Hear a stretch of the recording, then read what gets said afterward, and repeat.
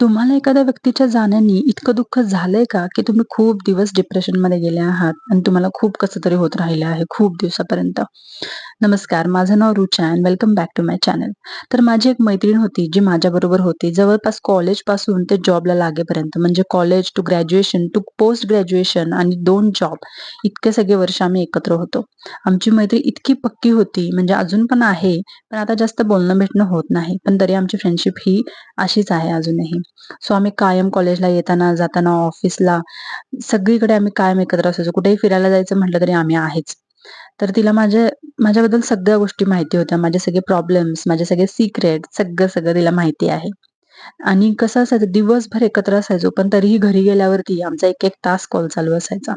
पण नंतर झालं असं, की तिचं लग्न झालं आणि ती दुसऱ्या सिटीमध्ये राहायला गेली आणि हे सगळं अचानक झालं. ती स्टोरी बघायची असेल, तर तुम्ही माझं YouTube चॅनल नक्की चेक करा. तर नंतर असं झालं, की ती गेली निघून आणि मला ऑफिसला जायला, यायला मला इतका कंटाळा यायचा. मला नको-नको वाटायचं. जवळपास 2-3 महिने मला ना सहनच झालं नव्हतं, की ती माझ्यासोबत नाहीये.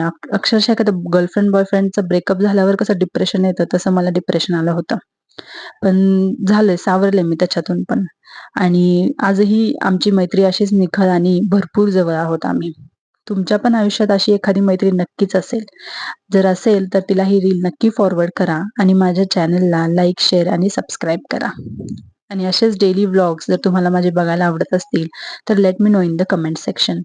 डेली रुटीन आणि अशाच छोट्या-मोठ्या स्टोरीज घेऊन मी रोज तुमच्यासमोर येऊ का? हे मला नक्की सांगा.